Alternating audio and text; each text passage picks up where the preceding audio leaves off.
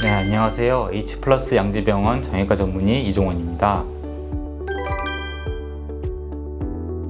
오십견이란 우리가 흔히 말하는 어깨 관절낭의 염증과 유착으로 인해서 특별한 외상이 없이도 관절, 즉 어깨가 굳어지는 질환입니다. 이름과는 다르게 오십견은 50대에만 걸리는 병은 아니고 그보다 젊은 나이에 경험하는 사람도 많습니다. 오십견의 정확한 의학적 명칭은 유착성 관절낭염입니다. 보통 중년층에서 별다른 외상이 없는데도 어깨가 아프고 어깨의 움직임이 제한되는 증상이 나타난다면 오십견을 의심해 볼 수 있습니다. 동통기, 강직기, 용해기의 세 단계로 나누어 볼 수 있는데요. 이 과정은 짧게는 1년에서 길게는 3년 이상 걸리는 경우도 있습니다. 초기 동통기에는 어깨 관절 운동 범위에 제한은 없지만 간헐적 통증, 특히 야간 통증을 호소할 수 있습니다. 누워있는 상태에서는 더 심해지므로 수면장애가 동반되기도 합니다. 하지만 시간이 지날수록 어깨의 강직이 심해지고 통증으로 점차 사용이 감소되어 그 결과 통증이 사라지더라도 어깨의 가동 범위가 줄어들게 됩니다. 시간이 더 지나면 자연스럽게 용해기의 단계로 접어들게 되는데요. 이 단계에 이르면 어깨의 움직임이 점차 정상으로 돌아오지만 일부에서는 완전하게 회복되지 않기도 합니다.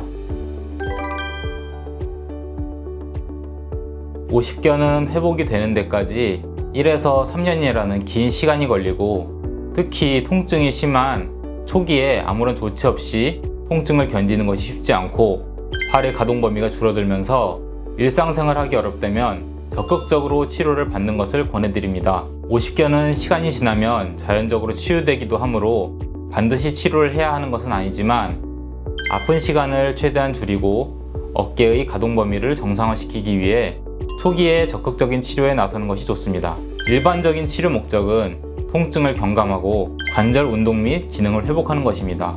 통증이 심하지 않다면 약을 복용하면서 관절 가동 범위를 회복하기 위하여 적극적으로 스트레칭을 해야 합니다.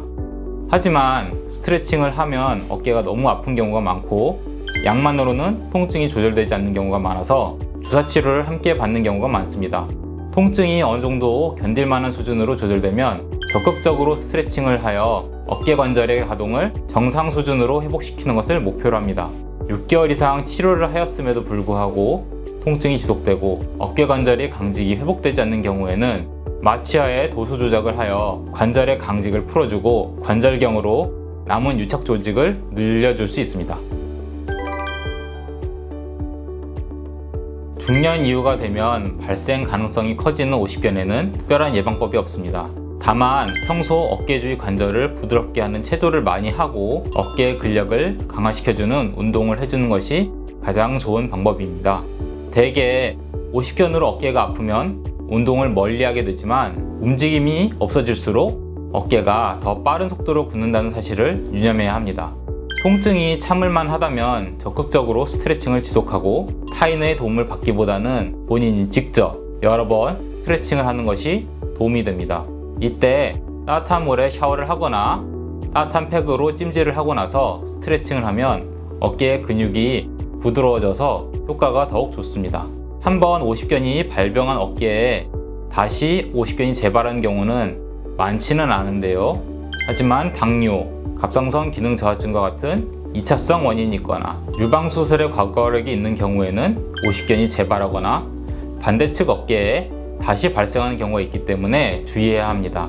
이런 질환들은 평소 생활습관 관리를 잘 한다면 충분히 오십견이 발생하는 것을 예방할 수가 있습니다. 이와 함께 어깨 관절에 좋은 운동 등을 꾸준히 하면서 다른 쪽 어깨에 오십견이 생기지 않도록 각별히 주의해야 합니다. 오십견은 이름과는 다르게 50대만 걸리는 병은 아니고 그보다 젊은 나이에 경험하는 사람도 많습니다.